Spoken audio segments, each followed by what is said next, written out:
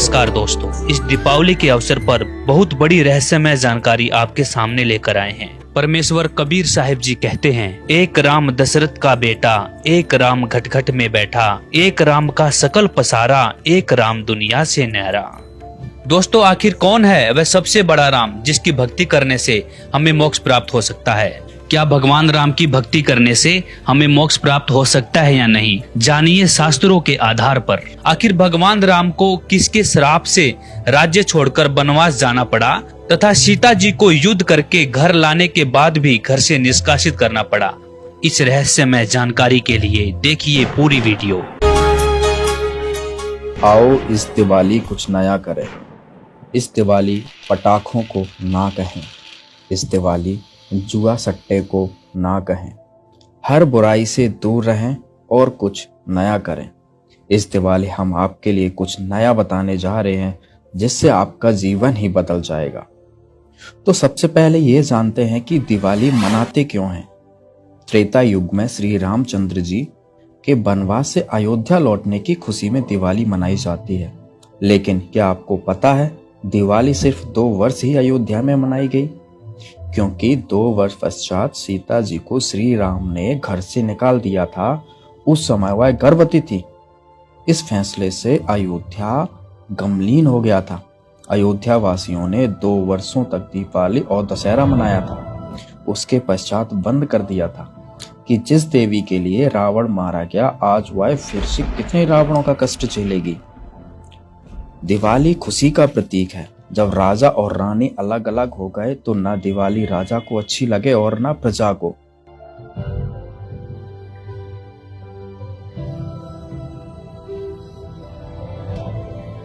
इसलिए दिवाली का पर्व उसी समय बंद हो गया था जो 2 वर्ष मनाया गया था। उसी आधार से भोली जनता यह पर्व मना रही है। अब आप खुद ही विचार कीजिए, क्या दिवाली मनाना सही है? जिसके कारण वर्तमान में प्रदूषण से सभी परेशान, जीव जंतुओं की हत्या, मिठाइयों में मिलावट, दिवाली के दिन ही पटाखों की शोरगुल में लूट और हत्याओं का अंजाम दिया जाता है। इन सभी मुसीबतों से, इन सभी परेशानियों से बचने के लिए हम आपके लिए लाए हैं जीने की राह, जिससे आपका जीवन खुशियों में बदल जाएगा। हर दिन खुशी की दिवाली मनाई जाएगी। परमात्मा को पाना बहुत आसान है, सतलोक में जाना बहुत आसान है, लेकिन काल भगवान ने जो हमारे ऊपर ये अननेसेसरी बोझ लाद रखा है, जैसे 56 प्रकार की पूजाएं, नाना प्रकार की रीति रिवाजें जिनका कोई औचित्य नहीं, हम बेमतलब अपना समय व्यर्थ करते थे। जैसे होली मनाते हैं, दिवाली मनाते हैं, अब इसमें के फंड शुरू कर दिया, बम भटकावेंगे।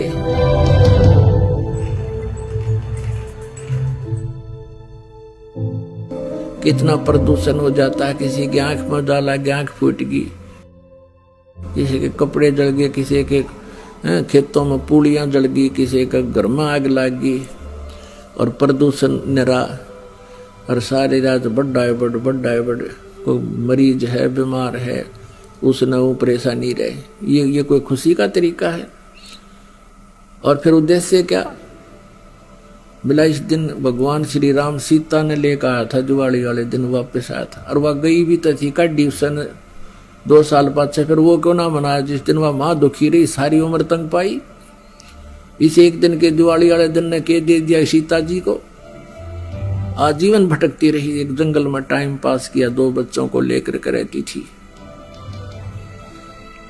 तो ये काल ने हमें ऐसा बना रखा है कि हम या तो भक्ति करें, नहीं करें तो ड्रामा सा करें, बस फिर इनको डाल दे इसमें 84 लाख योनि। सीता जी को रावण की कैद से छुड़वाने के लिए भगवान ने कितना प्रयत्न किया, श्री राम ने,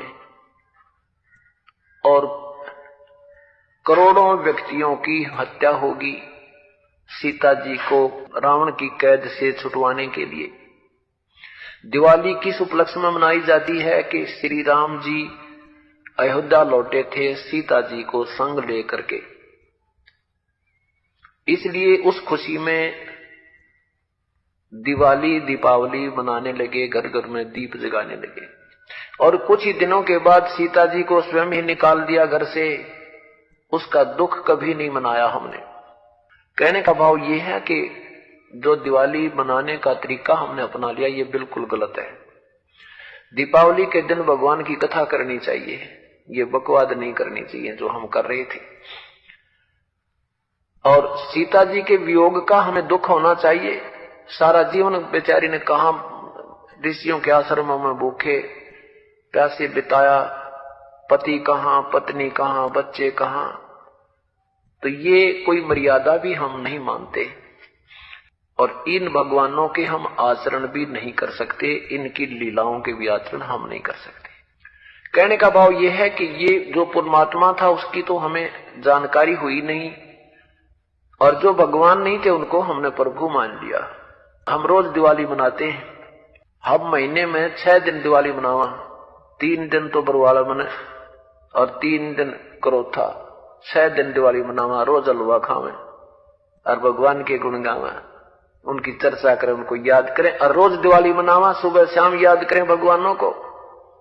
हम 364 दिन बाट ना देखा दिवाली मनाने की, रोज मनाते हैं दिवाली। ये वास्तविक दीपावली है और ये नहीं है तो हमें वो दीपावली कतई अच्छी नहीं लगती।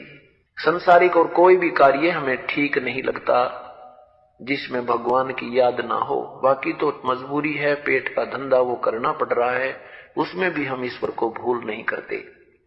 इसकी खुशी मनावें, सीता जी के आने की खुशी और विछुड़न का गुम कति नहीं, ये कैसे हो सकता है?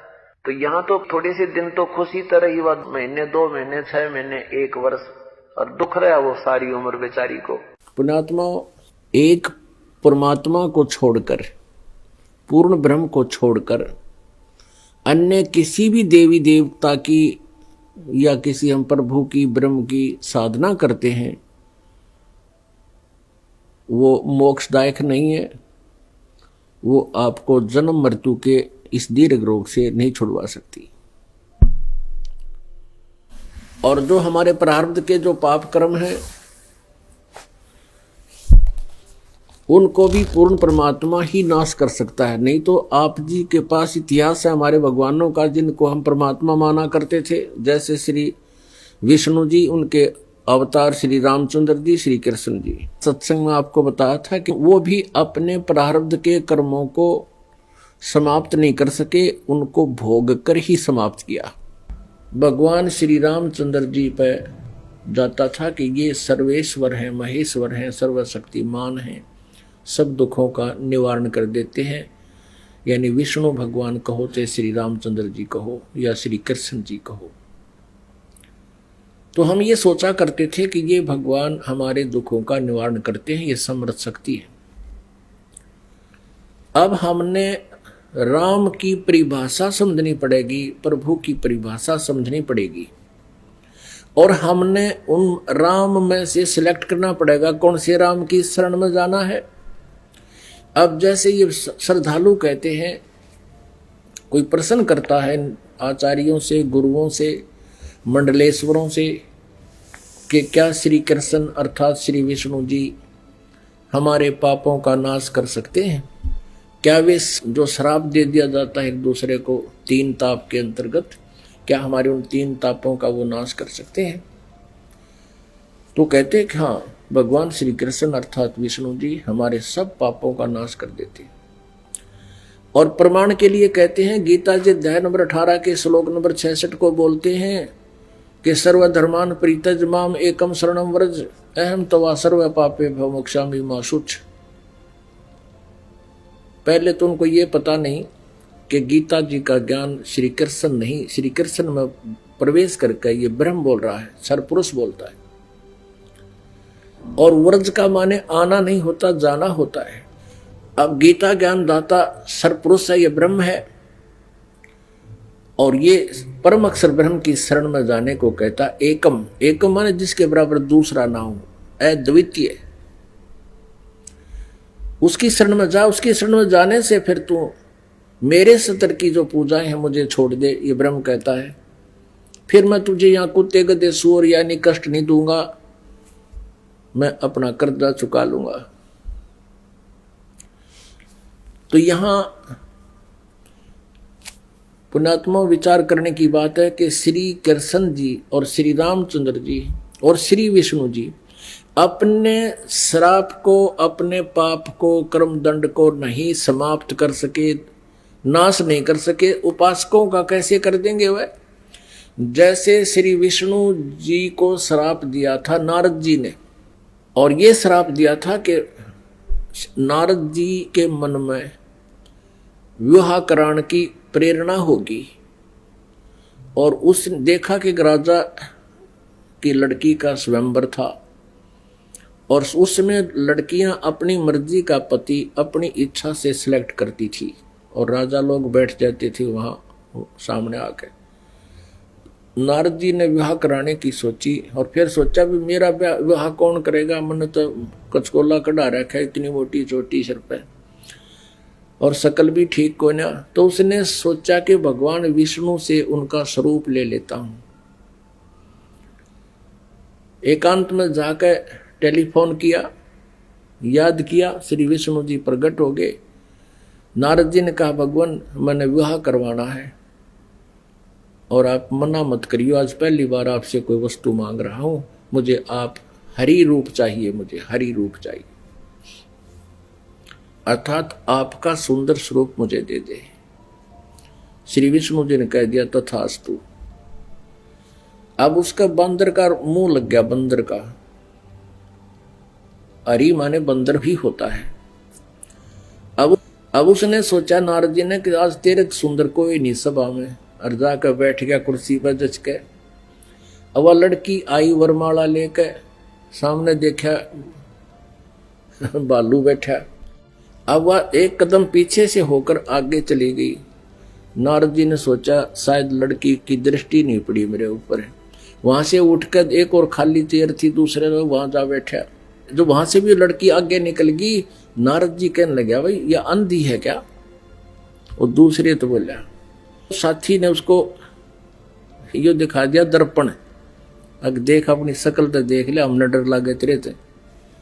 तब उसने देखा जब दर्पण यानी अपनी शकल देखी, उसने बिना गिनती की गाली दे दी विष्णु भगवान को नारद जी ने। और उसी समय विष्णु जी आगे और विष्णु जी के गले में वरमाला उस लड़की ने डाल दी। तब नारद जी ने विष्णु जी से कहा कि तू सचमुच धोखेबाज है, जैसे आज मैं एक औरत के वियोग में रो रहा हूं, एक जीवन तू सारा अपनी पत्नी के वियोग में रोएगा, तुम्हारा कभी मिलन नहीं हो पाएगा। उसी श्रापवश श्री विष्णु जी श्री रामचंद्र रूप में अयोध्या के राजा दशरथ के घर जन्मे। युवा होते ही विवाह हुआ सीता जी के साथ, विवाह होते ही वनवास हुआ। वनवास में तुरंत ही कुछ ही वर्षों के बाद सीता जी का अपहरण हुआ और रावण के साथ युद्ध हुआ। युद्ध के बाद घर ले आए सीता जी को और एक धोबी के व्यंग से सीता जी को घर से निकाल दिया। आजीवन श्री राम और सीता जी का मिलन नहीं हुआ। पुण्यात्माओं, भले ही श्री रामचंद्र जी अयोध्या का राज करते थे, लेकिन जिस व्यक्ति का परिवार कहीं हो, उसकी पत्नी कहीं, बच्चे कहीं और वो कहीं, वो सपने में भी सुखी नहीं हो सकता। और अंत समय में जब उसने पता चला कि मेरे पुत्र लव और कुश यहाँ पर हैं, उन्होंने भी उससे नफरत होगी और उनसे बात करना पसंद नहीं किया। और सीता जी भी पृथ्वी के अंदर समा गई, उसके दर्शन तक नहीं किए। पुण्यात्माओं, वैसे तो हम देखो ये भगवान माना करते थे, हमारी आंखें बिल्कुल बंद हो चुकी थी ज्ञान वाली। सीता जी को जब युद्ध के बाद घर लाना चाहा था श्री रामचंद्र जी ने, तो ये कहा था कि मैं परीक्षा लेकर घर चलूंगा, यदि तू परीक्षा में सफल होगी तो मैं मानूंगा तू निष्कलंक है, रावण से तेरा कोई संबंध शारीरिक नहीं हुआ। और ये थी तो परीक्षा में सफल हुई तो खत्म हो जाएगी। क्या परीक्षा दी थी श्री रामचंद्र जी ने कि अग्नि में बैठा दी थी सीता जी को, आग लगा दी थी चिता बना के, और ये सोच लिया था कि यदि ये कलंकित होगी तो जल मरेगी टंटा कट्टे, और सही होगी निष्कलंक होगी तो जीवित रह जाएगी। तो सीता जी जली नहीं थी, परीक्षा में सफल हुई थी। उसके बाद फिर आकर के एक धोबी ने कह दिया, अपनी पत्नी ने कुटा था, वह कहता 2 दिन उस तक दुखी होकर अपने चली गई होगी मित्र प्यारी अपनी सहेली के यहाँ, और जब वो वापस आई तो उसने रात ने कुटा था और ये कह रहा था कि मैं ये रात दशरथ का बेटा रामचंद्र नहीं हूँ जो 12 वर्ष रावण के पास रही और फिर उसको अपने घर पे रखे बैठा है। उस समय राजा लोग एक विशेष न्यायकारी होते थे, भेष बदल कर अपनी नगरी में घुमा करते थे, कोई व्यक्ति दुखी तो नहीं है। तो रामचंद्र जी ने कान लाकर सुना तेरा जिक्र कैसे हो रहा है। उसने 2-3 बार दोहराई ये बात, इस बात पर कि मैं निंदा का पात्र बन गया हूं सीता को घर लाकर। अगले दिन सीता को निकाल दिया कि मैं दुनिया की व्यंग नहीं सुन सकता और जाइए आप, मैं नहीं रख सकता आपको, आप रावण के पास रही हो। अब फुटे भाग हमारे इसे भगवान थे हमारे, गर्भवती पत्नी और अकेले निकाल सुबह भाग जाए यहां से, अरे कलेजा फटने हो जाता है। आदमी अकेला निकाल के देखो, वो तो एक औरत की जाति थी, कहाँ जंगल में जावे, और कहते हैं झाड़ झाड़ बैरी होता है स्त्री का। और ये थे हमारे भगवान, ये थे इनके करैक्टर, इनको हम कहते हैं मर्यादा पुरुषोत्तम। या क्या मर्यादा थी भाई, एक गर्भवती पत्नी को और घर से निकाल देना, कितना मरो चाहे जीवे, ये तो कितना कट्टर स्वभाव होगा उस व्यक्ति का। अब कहने का भाव ये है पुण्यात्माओं, श्री रामचंद्र जी को जब पता चला, उसने अश्वमेघ यज्ञ करी थी, घोड़ा छोड़ दिया, लव कुश ने पकड़ दिया, रामचंद्र जी के छक्के छुड़ा दिए। सीता को पता चला तो दर्शन भी नहीं करे उसे, किसी के दर्शन करूं समागी धरती में।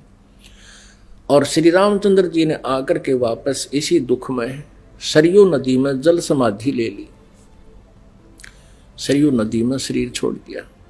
उसके बाद फिर श्री कृष्ण रूप में जन्म हुआ और रावण के साथ युद्ध के दौरान श्री रामचंद्र जी ने सुग्रीव के भाई बाली को मारा था एक वृक्ष की ओट लेकर, यानी धोखे से। तो उसका भी बदला देना पड़ा श्री कृष्ण जी के रूप में। वही विष्णु वाली आत्मा श्री कृष्ण जी हुई और बाली वाली आत्मा यानी राम वाली आत्मा श्री कृष्ण रूप में द्वापर में जन्मे, और बाली वाली आत्मा एक शिकारी बना और उसने एक विषाक्त तीर बनवा लिया और श्री कृष्ण जी के पैर में तलवे में तीर मार दिया विषाक्त, जिसके कारण उसकी मृत्यु हुई श्री कृष्ण जी की। श्री कृष्ण जी ने जब पूछा उससे, उस पारधी से, शिकारी से, शिकारी ने भगवान से कहा कि हे राजा, हे राजन, मेरे से गलती धोखे से आपके पैर में तीर लग गया। आपके पैर में पद्म है, ये चमक रहा था, दिन का समय झुरमट सी वृक्ष की छाई हुई थी और मैं शिकार के लिए घूम रहा था। आपके ये पद्म की रोशनी मुझे लगा जैसे मृग की आंख है हिरण की, मैंने धोखे से गलती से तीर मार दिया और ये तो विषाक्त है, अब आप जी नहीं सकते, मुझसे धोखा हो गया, गलती होगी, माफ करो, क्षमा करो। तब श्री कृष्ण जी ने कहा कि बाली, ये तेरे से धोखा नहीं हुआ, ये ऐसा ही होना था भाई, मैंने तेरे को धोखे से मारा था त्रेता युग में और आज मैं वो बदला दे चला हूं। अब दुर्वासा जी ने श्राप दिया था यादव कुल को, श्री कृष्ण जी के कुल को श्री कृष्ण जी के समक्ष ही श्राप दे दिया था कि यादव कुल का नाश होगा। किसने? इस श्री कृष्ण जी का पुत्र प्रद्युम्न एक लड़की का स्वांग बनाकर, पेट पर गर्भवती लड़की का, स्त्री का स्वांग बना करके पेट पर लोहे का कड़ा बांध के ऊपर के गुजरियां वाले औरतों वाले कपड़े पहन के और एक नकली पति बनाकर दुर्वासा के पास गए थे उसे मजाक करने के लिए। और ये पूछा था कि हे ऋषि, सुना है आप भूत भविष्य वर्तमान की सभी बता देते हो, त्रिकालदर्शी हो, बताइएगा इसके लड़का होगा या लड़की। तब दुर्वासा ने ध्यान से देखा कि तो बकवाद कर रहे हैं। कह दिया था कि इससे तुम्हारा यादव कुल का नाश होगा। और दुर्वासा के श्रापवश 56 करोड़ यादव आपस में लड़कर मर गए और श्री कृष्ण जी भी उसी कढ़ाई के तीर से मरा जो शिकारी ने बना रखा था लोहे से। अपन आत्मा जब श्री कृष्ण जी, श्री रामचंद्र जी और श्री विष्णु जी तीनों रूपों में वो स्वयं है, वो अपने भी श्राप को यानी कर्म के दंड को नाश नहीं कर सके तो श्रद्धालु के कैसे कर देंगे। एक भक्त ने प्रश्न किया कि क्या श्री कृष्ण यानी विष्णु जी में कोई शक्ति नहीं है? जैसे श्री कृष्ण जी अर्थात विष्णु जी राजा मोरध्वज के घर गए थे, वहां उनके पुत्र ताम्रध्वज को आरे से चिरवा कर और उनको जीवित कर दिया था जब वो मृत्यु को प्राप्त हो गए थे।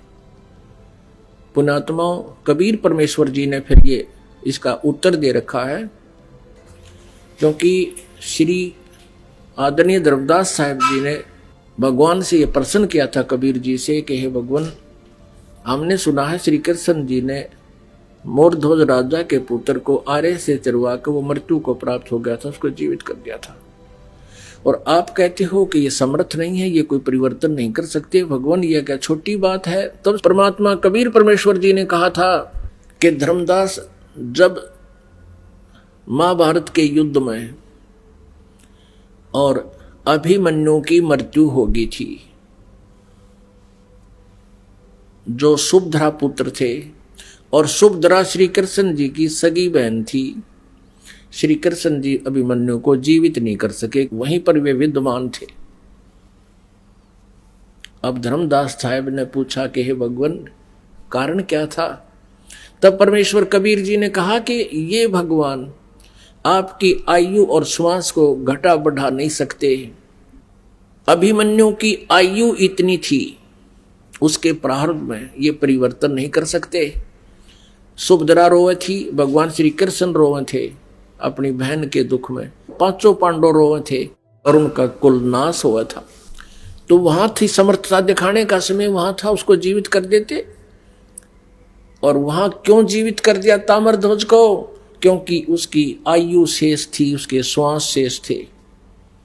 इतनी क्षमता इनमें है कि इन टूटे फूटे शरीर को ये ठीक कर सकते हैं, लेकिन श्वास नहीं बढ़ा सकते, कर्म दंड को ये समाप्त नहीं कर सकते। तो परमात्मा ने कहा, तुम कौन राम का जपते जापम, तात कटे न ये तीनों तापम। तुम किस राम का भजन करते हो जिस कारण से आपकी साधना से, आपके द्वारा बताए गए इस मंत्रों से आपके अनुयायियों को लाभ नहीं हो रहा। आप उन भगवानों की भक्ति कर रहे हो जो आपकी किस्मत में लिखे हुए उन पापों का वो नाश नहीं कर सकते। और वेद बताते हैं परमात्मा घोर पाप भी नाश कर दे। तो इससे सिद्ध है आपको वो परमात्मा मिला नहीं है जिसकी तरफ वेद संकेत करते हैं। इति सिद्ध। वो परमात्मा कौन है? यजुर्वेद अध्याय नंबर 5 के और श्लोक नंबर 32 में कहा है, उसी कसी माने वो पूर्ण शांतिदायक है। गीता अध्याय नंबर 18 के श्लोक नंबर 62 में गीता ज्ञानदाता कहता है कि अर्जुन, तू सर्वभाव से उस परमेश्वर की शरण में जा, उसकी कृपा से तू परम शांति को और सनातन परम धाम को यानी शाश्वत स्थान को, अविनाशी स्थान को, सत्यलोक को प्राप्त होगा,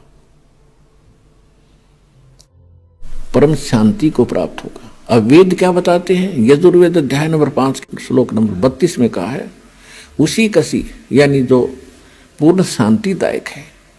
कबीर असी, वो कबीर है, वो कबीर परमात्मा है। वेदों में उसको कबीर देव कहते हैं, हम उसको कबीर साहब कहते हैं, और कुरान शरीफ में उसको अल्लाहू अकबर कहा है।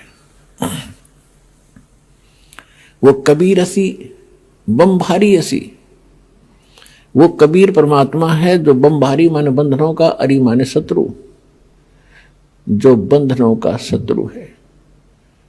अंगारी असी, जो पाप नाशक है, पापों का शत्रु। अग माने पाप, अरी माने शत्रु, जो पापों का शत्रु है, जो पाप नाशक है। और बमभारी जो कर्म बंधनों, जो हमारे, क्योंकि हम संस्कार से यहाँ फंसे हैं, हमारे संस्कार यहाँ पर हैं, तभी हम उन संस्कारों से जन्म मृत्यु में लगे हुए हैं। कभी किसी से हमारा संयोग है, किसी के हम पुत्र बन गए, किसी की पुत्री बन गए, किसी के पति बने, किसी की पत्नी बने। तो ये संस्कार हमारे जो हैं, इनके कारण हम बंद में हैं, और ये काल की बंद है, कैद है, बंदी ग्रह है।